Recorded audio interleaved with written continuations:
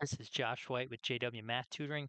Today's video is going to look at 11 problems from the October 2024 Digital SAT Math section. So let's go ahead and get started. But life is a dream that calculus could never predict.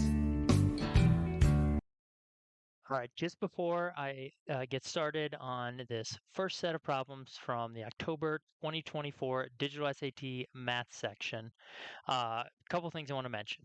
Of course, if you like this video, please do give it a thumbs up, subscribe to my channel, sign up for notifications. Also, check out the other videos, not only from October, part 2 and part 3, but from previous months as well. I have 3 different videos from August, and I have some from June, and also one from May, I believe, as well. So do check those out. Okay, the second thing, just to be aware of, is that a lot of these questions that you may encounter, if you actually took the digital SAT in October, would show up as multiple choice questions. Okay, however, because these are self-reported online, a lot of times you don't have the multiple choice answers. So I'm going to solve them as if they were a free response, even though when you take the test, you might actually be solving a multiple choice question. So what that means is there are probably other ways or other methods you could use to solve these problems. It's just that, without either knowing the 4 answer choices or just making up my own answer choices, which I have done for a couple of them, I'm going to solve them basically as if they were free response type questions. So I'm still going to try to show as many methods as possible, but just keep that in mind. And then related to that, uh, so I've tried to gather, as much information about these questions as possible and, work them out and make sure that there are, actual questions that can be solved. But there might be some minor differences compared to what is actually on the test because, again, I don't have a copy of, the test in front of me. I'm just going off basically people who took the test reported. All right. So with that being said, let's go ahead and get started on this first question here. We have a right triangle. It's inscribed in a circle. So let me just get a nice picture up over here. Okay. So here is our circle. Now, you have a right triangle inscribed in it. So I'm just going to say it looks something like this. Here's my diameter going through the center of the circle. All right. So I have my right triangle looking something like this. B is the right angle, so we'll label this B. Okay, AC is the diameter, so we'll label this. And now basically BD is an altitude to the hypotenuse, okay? So you have a perpendicular line coming down right here, intersecting the diameter or the hypotenuse at point D. All right, they tell us that AC is 113, so this whole thing right here, 113, and they tell us BD is square root of 222. Now, I saw multiple versions of this question posted online, with different numbers, but the process is going to be the same for each one. So, excuse me, there are multiple, there are like technically 2 different approaches you could take to this. You end up getting the same answer, obviously. So one approach is to say, okay, I'm going to label this x, and therefore this segment, CD, is going to be 113 minus x. All right? Because the whole thing is 113. So if I just say some part of it is x, the other part has to be just, 113 minus that x part. Now you can set up a proportion because BD right here is the geometric mean between the 2 parts of the hypotenuse it splits up. So what that means is you can say root 222 over x is equal to 113 minus x over root 222. Really, what you're doing here is you're just basically matching up parts of the triangles. So it's like, you're basically saying, in this small triangle on the left, like long leg over short leg, and then that's going to be the same as the triangle on the right, long leg over short leg. Okay? Because when you draw the altitude to the hypotenuse of a right triangle, you make 3 similar triangles. You have the large overall triangle and you have the 2 smaller ones. They're all similar to each other. Anyways, you go ahead and solve this out. You cross multiply root 222, root 22, just 222. Cross multiply this, you're going to get 113x minus x squared. Then you can bring this over. X squared minus 113x plus 222 is equal to 0. This you could go to Desmos and solve, or you could just factor it. I'm just going to save time and factor it because I already know what the answer is. Okay, it's going to be x minus 111 and x minus 2. Okay, so when you solve this out, the two answers you get are 2 and 111. Notice if you plug them in, I mean, it works out, the same thing, same way regardless. So looking at the picture, at least the way that I have drawn it, I have CD as the larger side and AD as the smaller side. So therefore, the 111 would, correspond to this here. Like I would use the x equals 2 solution, which means this is 2 and this is 111. So we'd have 111 over 2. And of course, that just reduces to 55.5. So the correct answer to this is going to be 55.5. Now, an alternate approach that you could take, I mean, it really is technically the same approach, so to speak, but what you could do is, let me just make sure I have this correct here. You can set up two equations, basically with x and y, and then you can graph those two equations out, and you're going to just look for the intersection points, which are going to be the same as the same values that we found solving this quadratic equation.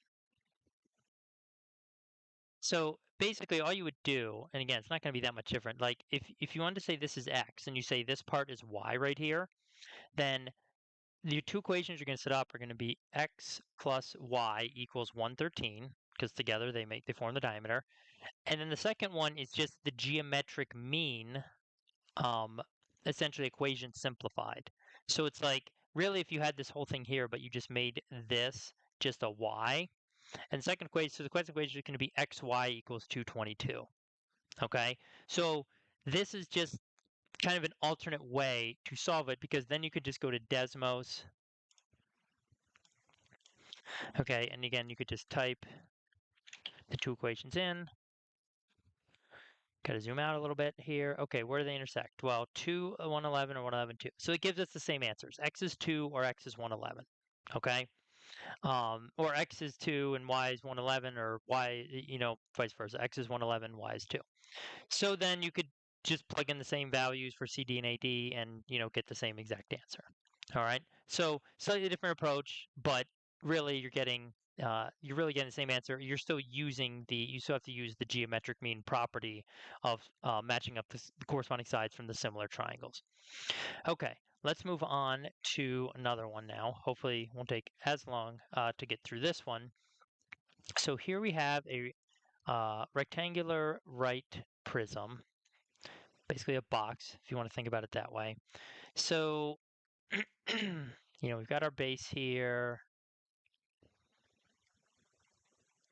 Okay, so we got something like this. We're told that the base has a surface area of 20p. So like the surface area of this thing down here is 20p, and also that's going to be the same on top. Told the height is 10. And we're told one side of the base is 12. So this is 12, this down here is x. And we want to know the total surface area of the prism. Okay, so far, a couple things. Notice, basically we have 6 sides for total surface area, top and bottom, left and right, front and back. So top and bottom, we already have, 40p, because we got 20p plus 20p. Also notice, for left and right, we have, basically 2 sides, each of which we're going to have a surface area of 120, 10 times 12. So the only ones really missing are going to be the front and back. We know they're going to be 10 times x, but the problem is we don't know what x is.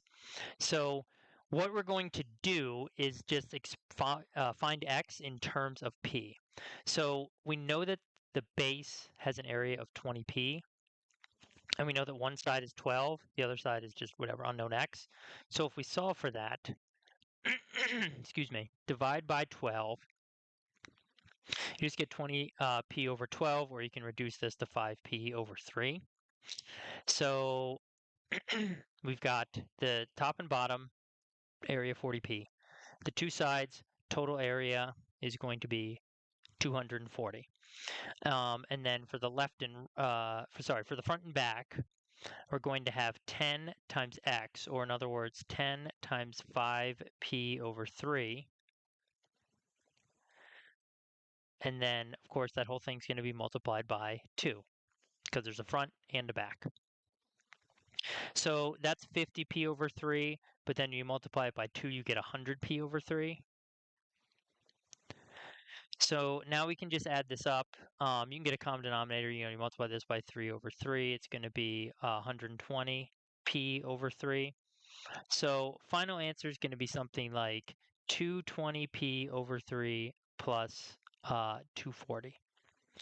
Now, so this obviously, because it's a formula, this obviously has to be a multiple choice question. So most likely, you could also take an approach here of kind of like doing picking numbers, where if you just picked a value for p and plugged that in, and then calculated what this unknown side, this length here, has to be based on that. And then once you get that value, then you have numbers basically for everything. So you can go through and calculate the numerical value for the surface area for the entire thing.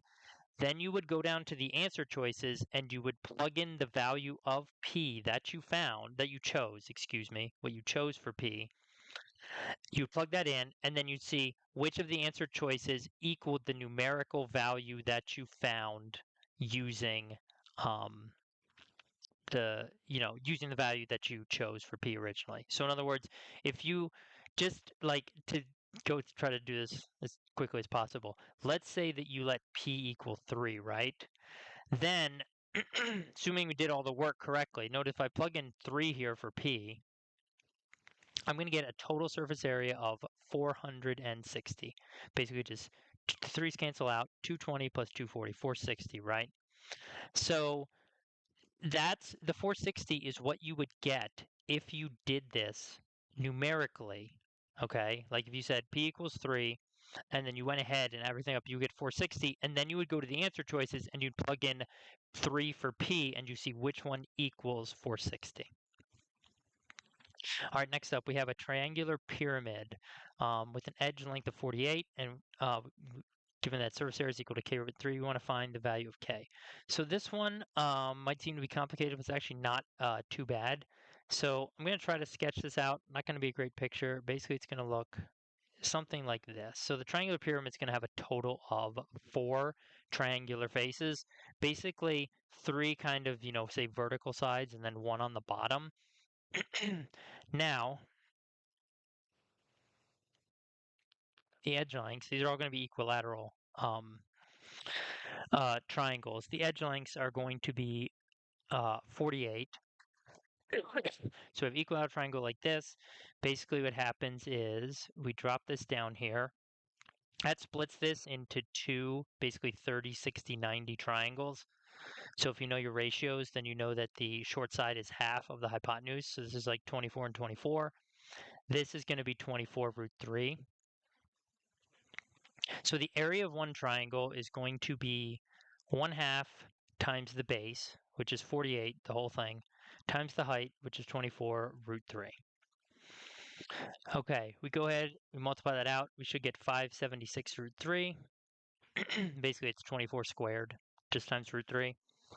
Then you have to multiply this by 4, because this is the area of one face, and you multiply it by 4. And that's going to be 2304 root 3.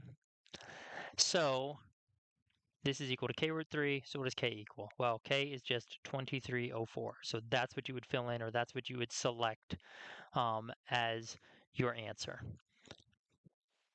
Now, one other thing too, if you know it, if you memorize it, like that's fine. The shortcut formula for area of an equilateral triangle is basically s squared root 3 over 4. So technically what that means is, since you end up multiplying by 4, this all cancels out. So therefore, you take the side of your triangle, which in this case would be 48, you square that, and then multiply by root 3, and that's going to be the total area for the whole thing. Again, the formula is divided by 4. This is for one equilateral triangle, but there's 4 of them in the pyramid, so that's why I multiply by 4. The 4's cancel out. So 48 squared times root 3, and 48 squared, you can just work it out, 2304.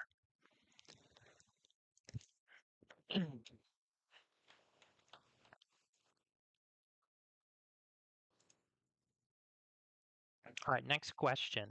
Here you have an equation, and you're told that the sum of the roots for this equation is equal to 3k plus 29, and you're told to find the value of a. So this is a tricky problem. So far, I've only come up with one way to do it, but there might be other possible ways as well. So the way that I figured out how to do it is to first move everything over to, say, the left side of the equation. And then I'm going to factor it by pulling out a common factor. So I pull out a factor of x minus k. That leaves me with x minus k and then minus k minus 5a. Okay, so now I can simplify inside this giant bracket all the terms that are remaining into negative k minus k is minus 2k, and then minus negative 5a is plus 5a. So now I have two factors, and I can set each factor equal to 0 and solve for x. So notice the first one is just going to give me x equals k, so that's my first root or my first solution. The second one is going to basically give me 2k minus 5a. I just set this equal to 0, I subtract 5a, and I add 2k to move them over to the right. So the sum of the roots is equal to 3k plus 29. So that means k plus 2k minus 5a equals 3k plus 29. Notice what happens here. All the k's cancel out. This is equal to 3k. Well, subtract 3k on both sides. They're going to cancel. That's what's supposed to happen. Otherwise, you're not going to be able to solve for a numerical value for a. So I get negative 5a equals 29. Divide by negative 5. A equals negative 29 fifths. Okay, so now I can go to Desmos just to check that my answer is correct. I don't know of a way to explicitly solve this problem in Desmos fully, but if I just go in here and I add some sliders, okay, so I'm going to set a equal to the negative 29 fifths value that I found. Okay, so if I just set k equal to 1, and now 3k plus 29, okay, is equal to 32. So are my two roots, which are the two which are the two vertical lines here, do these two roots, x-intercepts, add up to 32? Yes, 1 plus 31 is 32. Okay, what about if I go out here? Do they add up? 4.4 and 37.8. Well, now notice, sorry, since I moved my k value, sorry, my 3k plus 29 values changed. So 4.4 plus 37.8. Do they add up to 3k plus 29, 42.2? Yes, it checks. So this is just confirmation that we do have the right value for a. All right, next up, problem number 5. Here we have two lines. You're told the system has no solution, and you're basically asked what number cannot be the value of a. So in other words, a can be basically any number except for what? So I will tell you the correct answer to this is going to be 0. And the reason is because for this system to have no solution, you have to have two parallel lines. But if a is 0, these two lines will not be parallel. Because if you take the second equation and you go ahead and you just rearrange it, so let's say you move the by term over here, you move 36x, negative 36x over to the right. Okay, so to put it in slope-intercept form. We get something like this, divide by 1 minus b, 1 minus b, okay, 1 minus b. All right, so now let me just get rid of this. So now I have it in slope-intercept form. So notice the slope of this line is 36 over 1 minus b. Notice, this can this could be equal to any number except 0. It's impossible, no matter what value you plug in for b, it's impossible for this to equal 0 because you have a 36 on top. The only way it could equal 0 is if you had a 0 on top, which we don't have. So 36 over any number is never going to equal 0. So that's why it cannot be 0. But you could also see this if you go to Desmos and we just graph out some of these equations. So let me do the first one.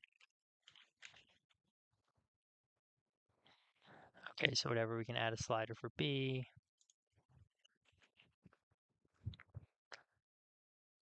Okay, and then whatever, we can just add a slider for this. Okay, so this one right now, the slope is like real steep. Let me just increase the value so it's not. Okay, so for the first line, the one that has the negative 36x plus y, on the left side of it, right? You can increase this as much as you want, up to like whatever 2000, and it's going to get flat, but the slope is never going to actually equal 0. Okay, whereas like if you set this equal to 0, these are not parallel. I mean, you have to like zoom out a ways, but you can see eventually they'll cross. See it's way out here at negative 277.722. So the correct answer to this is 0. And again, the whole reason is because in the second line, if you go ahead and put this into slope-intercept form, the slope can be any number, positive or negative, depending on what you choose for b, except that it will never equal 0 because there is nothing you can plug in for b that will make the top where the 36 is equal to 0. Okay, let's look at number 6 next. So here we have a percentage question. We know that A is 3,400% of C, which means A is equal to 34C. And we know that C is equal to 20% or 0.2 times B. And it says A minus B equals WC. What's the value of W? So the easy way to do this is to get B in terms of C. Basically, you could divide by 0.2, or you could technically multiply by 5, either way. Because what's going to end up happening is you're going to get B is equal to 5C. So now you could just plug in A, 34C, minus B, 5C. That's 29C, which is equal to WC. Therefore, W has to equal 29. Okay, and that's our correct answer. Now, we could also go to Desmos and do this in Desmos.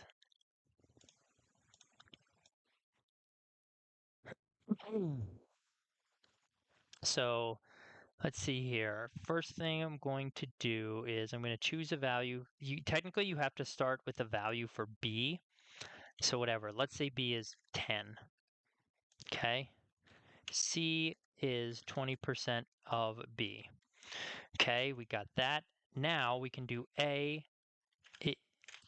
A is 3,400% of C. So now I've got values for A, B, and C. So I can do A minus B. Okay, so now just to go back to the formula real quick here, notice A minus B equals WC, or if you divide both sides by C, A minus B over C is what W is equal to.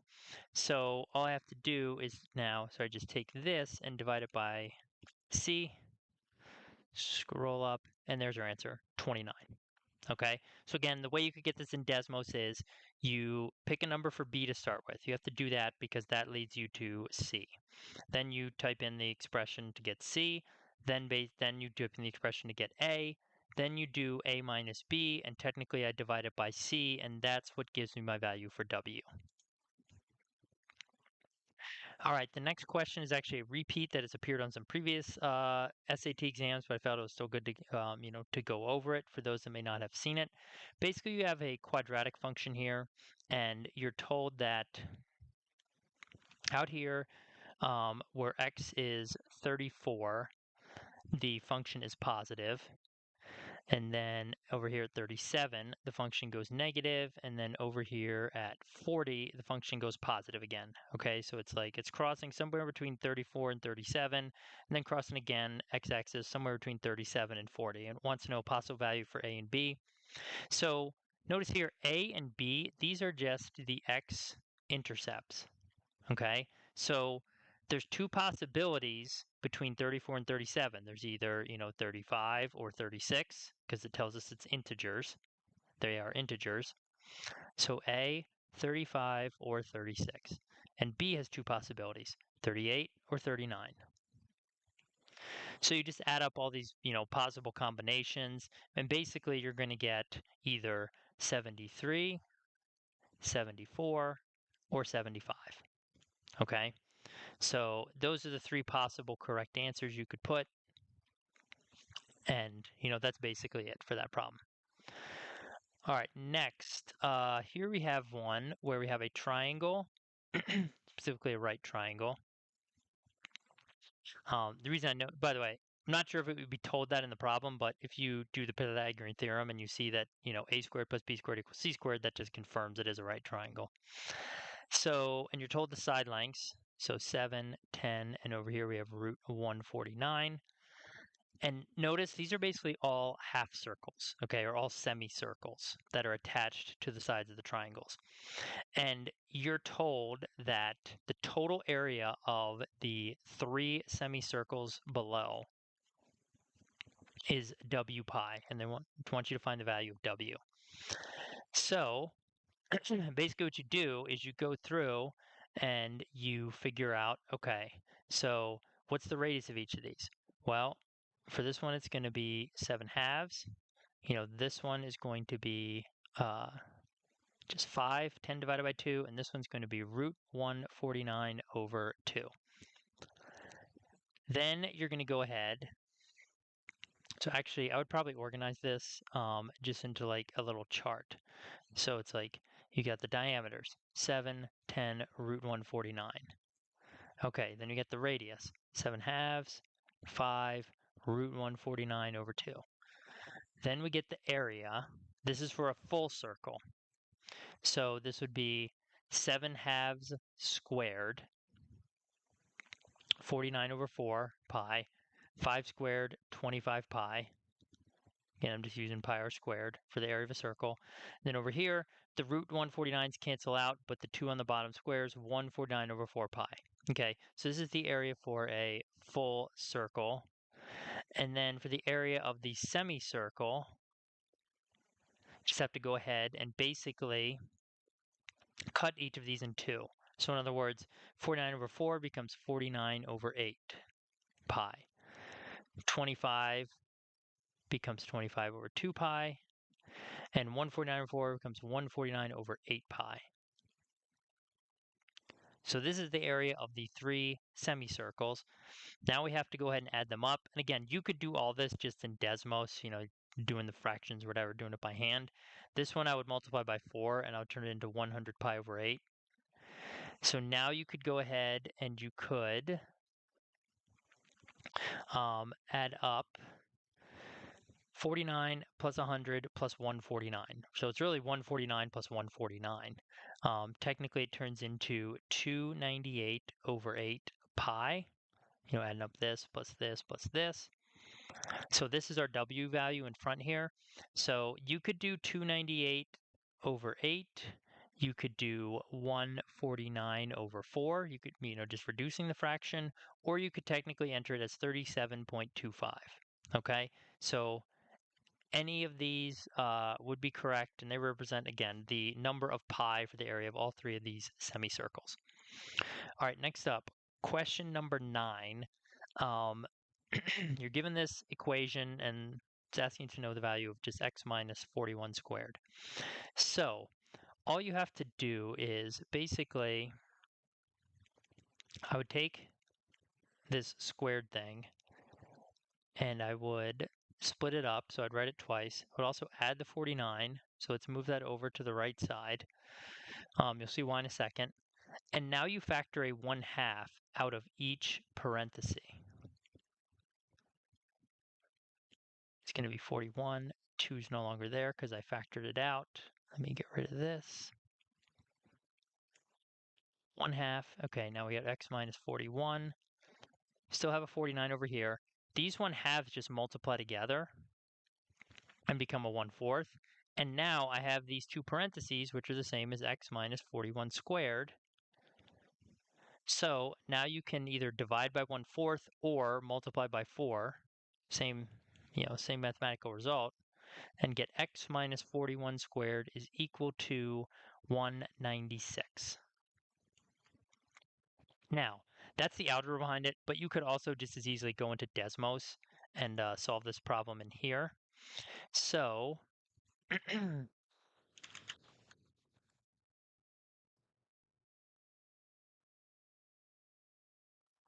let's go ahead, type in the problem.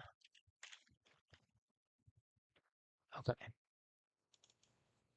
So, I typed in this problem and I got the value of x as 27, right? So, what is the value of x minus 41 quantity squared? Well, 27 minus 41 quantity squared, 196. That's it. Notice there's technically also a second solution here out of 55. So if you want to use that one instead, you can see it's just going to be the same thing. 196. Again, you can do this in, you can do this in Desmos probably much quicker than the algebra work, so either way would be acceptable. All right, number 10. Here we have an isosceles right triangle. We know its perimeter, and they want to know the length of the hypotenuse. Easiest way to do this is back solving, okay? And so what I mean by that is, let's take a value for the hypotenuse, then figure out what the legs have to be, and then add everything up, see if it matches this. All right, so let's say I start with C. I'll show you one in a second. Okay, this is 48 root 2. These legs, because this is a 45, 45, 90 triangle, will each have to be 48, because to get from hypotenuse to leg, you divide by the square root of 2. Now, if you didn't know that, if you didn't remember that, you could technically also use Pythagorean theorem. You could say x squared plus x squared, I'm just calling each of these x, is equal to 48 root 2 quantity squared. Okay? 2x squared equals, let's see, root 2, this will just whatever go to Desmos and figure out the exact value.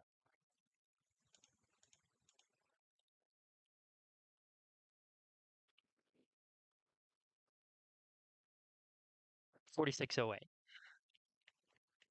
Okay, and then you get 2304. This we actually saw in one of the earlier problems. I know that the square root of this is just 48.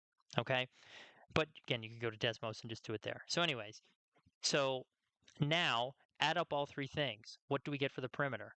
48 and 48, 96. Okay, that part checks.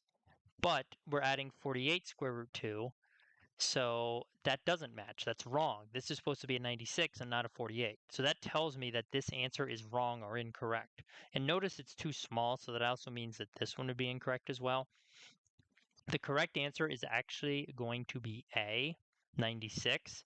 And here's why. So basically, you set this equal to 96, and then you divide by the square root of 2, or you go through Pythagorean theorem. I'm just going to do dividing by the square root of 2, which then I would multiply by root 2 over 2, 96 root 2 over 2, 2 and 40, 96 goes in 48 times. Basically, these each come out to 48 square root 2. Now, if you add them up, notice you have a 96 here, and then these two legs, 48 plus 48 is 96 square root 2, and now it matches exactly what we're looking for in the problem. Okay, so again, the easiest way I think to do this is with back solving. Just take the answer choices, set it equal to either the leg or the hypotenuse, whatever they're asking for. Find the other sides based on the fact that it's a 45, 45, 90 triangle, or using Pythagorean theorem, and then add everything up and see if it matches a perimeter. All right, lastly, we have the one about hammering the nail in the wall. Okay, so this person hammers a nail every 8/9 of a foot in a wall which has a length of 8x feet. And it wants to know which equation represents the number of nails that this person uses. So there's multiple ways that you can think about this. So one way that I did it is I just started here and basically did a quick sketch and said, okay, here's my starting point or my 0 where my first nail is. Okay. And then it's like 8/9. And I'm just, to save time, I'm not going to just bother putting everything over 9. I'm just going to put the top fraction. So 24, 32, 40, 48, 56, 64, and then and then I stopped at 72 because 72/9 is equal to exactly 8 feet. So in this hypothetical scenario I sketched out, there are going to be 1, 2, 3, 4, 5, 6, 7, 8, 9, 10 nails. Okay? Notice also that my length, okay, is 8 feet. And in the problem, the length is listed as 8x feet. That means in my hypothetical scenario, x has to equal 1, right? Plug in 1 for x, total length 8 feet. So when I go down to the answer choices, I'm basically back solving this, and I plug in a 1 for x, which of these gives me 10 as the number of nails? So 9 times 1 is 9. 9 times 1 is 9 plus 1 is 10. 8/9 times 1 is 8/9. 1 and 8/9. No, okay, 8/9, just 8/9. So we can clearly see it's going to be B. You know, the others just basically make no sense. You know what I mean, in terms of plugging them in and everything. So the correct answer is B. Now, the other way to kind of reason through this or think about it is that, like, basically, if you think about how many like regions there are going to be, you know, how many regions you split something up into, it's like there's always one more nail than the number of regions.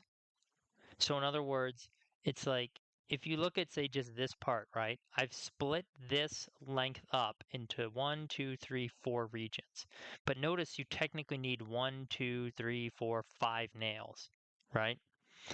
And it's going to work out like that no matter how many regions or whatever you choose. Like the number of nails is always one more than the number of regions. So that's why it is this, you know, basically 9x plus 1, essentially. So correct answer for this one should be, again, letter B, y equals 9x plus 1. So these were 11 problems from the October 2024 Digital SAT Math section. This is part 1. Be sure to check out videos for part 2 and for part 3 as soon as they're posted. Have any questions or comments or alternate solutions, please do leave them below. Otherwise, I'll be back here very soon with more Digital SAT math content.